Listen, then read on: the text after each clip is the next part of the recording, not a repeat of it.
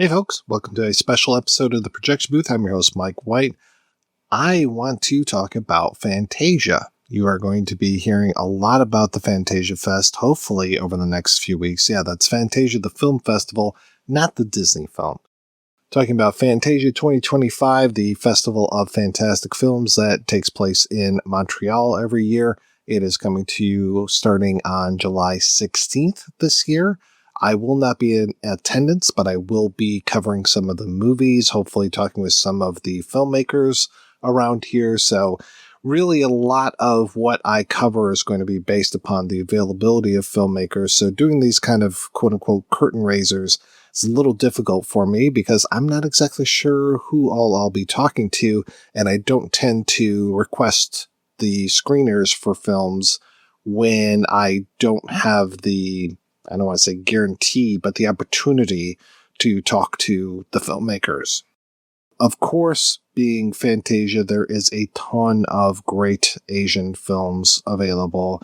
It's right in the name, folks, Fantasia. That's because it really relies on great Asian cinema, and this year is no exception.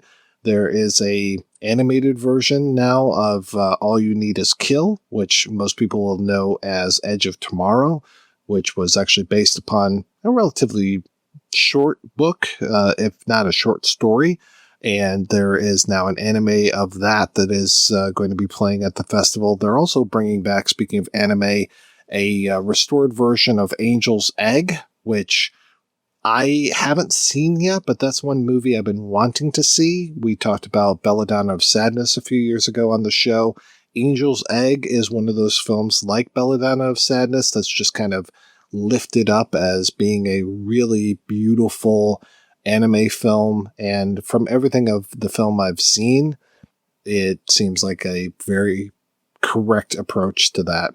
That's also the thing is, I don't tend to get excited about films that I haven't seen yet because I don't have that much information. And also I don't want that much information. I don't want to go out and watch a bunch of these trailers because I really enjoy being surprised. So I feel kind of terrible for the folks at Fantasia when they tell me, oh, you got to do this. You have to do this curtain raiser before you actually can get approved to be a critic for the film festival. So I will probably talk a lot about some of the older screenings of things that I am familiar with, such as Bullet in the Head, the John Woo film.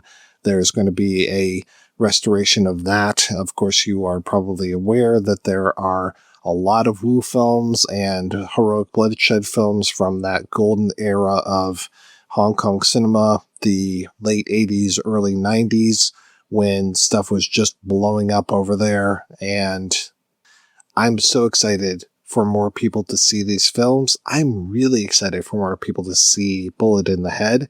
I've always kind of held a torch for that movie. A few years ago, I did a really stupid thing, but I went through and I tried to track down as many versions of Bullet in the Head as I possibly could and try to make I don't want to say it was the complete version, but at least start to show how many different versions that there were, and really went through painstakingly. I would find like a shitty bootleg. There was a shitty bootleg of that movie that was probably the Taiwanese version. It was different than the Hong Kong version, different than the mainland version, and went out and got that, digitized that, and then started to lay over pieces from other versions to try to make the most complete one I could.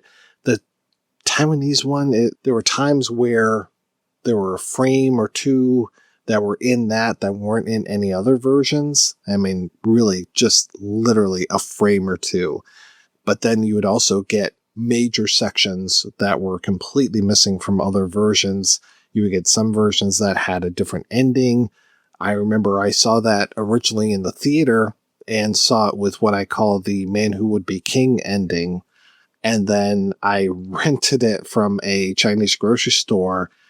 The whole movie had a completely different ending. That is what people generally call the Carfu ending. I'm curious what this screening is going to be like. It's supposed to be 136 minutes. I don't remember off the top of my head which version that is from that, but more people definitely need to see that movie, no matter what version it is. There's also a restoration screening of A Chinese Ghost Story 3. This is top stuff, guys. I cannot say enough nice things about some of these Hong Kong films that just really, for me, changed how I looked at stuff. Had no idea that this type of cinema existed. Of course, they're going to be playing Eddington, the new Ari Aster film. I haven't seen the last Ari Aster film, maybe the last two Ari Aster films. Not a big Ari Aster guy, I guess. I mean, they're fun, they're funny. I mean, I found Hereditary to be absolutely hilarious, and Midsommar as well. I don't know if I'm supposed to, but I definitely did. I mean, especially when that little girl takes that face plant right to the pole. That was pretty damn funny. Forbidden City is going to be playing. That is actually not a Hong Kong film. It is a Italian Mandarin joint. It's got a name like it is a older Hong Kong movie, but it is a brand new thing and it looks fantastic. The film Fuck Toys is going to be playing. I did get to see that earlier from another festival. Really, really fun. The Girl Who Stole Time is going to be playing, which looks like it's a new version that is more of like a 3D animation. That is different than, I believe, The Girl Who Walked Through Time. But yeah, we'll see how that compares. Also, there's going to be a retro screening of Funky Forest, The First Contact, which is one of the most fucked up Japanese films that I've seen outside of course, Takashi Miike. There's even a documentary about Japanese avant-garde pioneers, which looks absolutely incredible. I'm hoping that some of my favorite avant-garde filmmakers are actually discussed in that. But that is one I am super excited to be able to see. Hopefully they discuss some Shuji Terayama.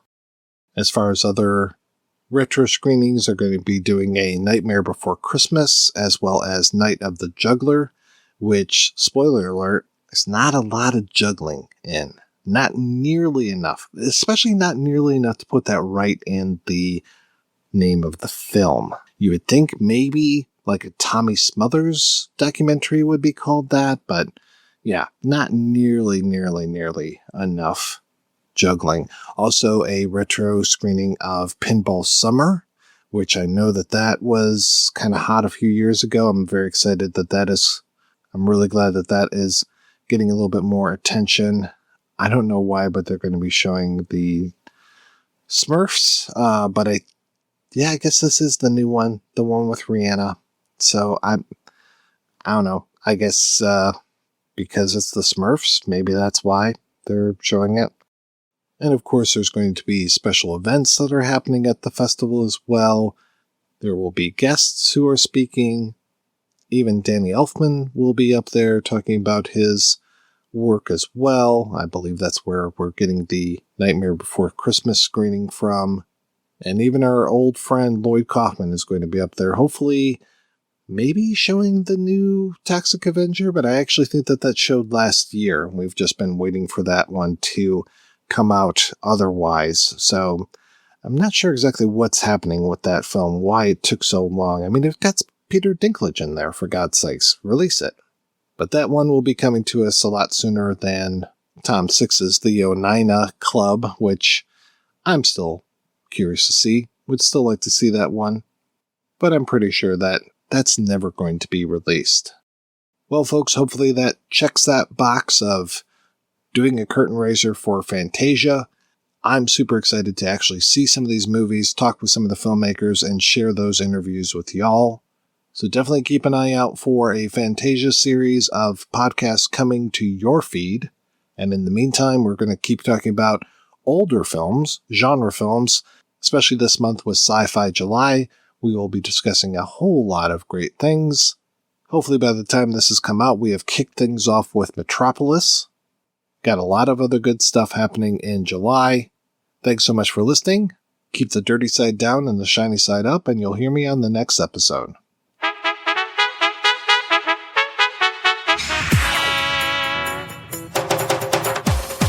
Under the sun, we got rhythm, juggling balls, it's pure wisdom. Feel the beat, it's time to move. Dancing around, we find our groove. Laughter echoes, spirits high. Join the fun as the day goes by. Come and juggle, come and play with me. Feel the joy, let your heart feel free. Spin and swirl under the palm tree. Come and juggle, come and play with me. Colors collide, happiness flows. Catch the vibes, let the good times grow. Hands in motion, smiles everywhere. Dance to this rhythm, we don't have a care. Watch the sunset, keep it bright. Juggling dreams, chasing the light. Come and juggle, come and play with me. Feel the joy, let your heart feel free. Spin and twirl under the palm tree. Come and juggle, come and play with me.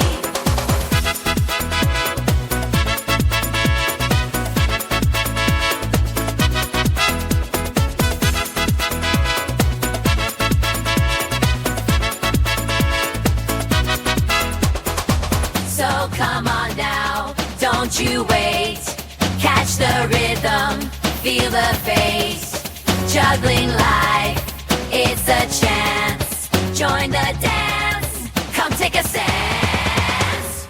Come and juggle, come and play with me. Feel the joy, let your heart feel free.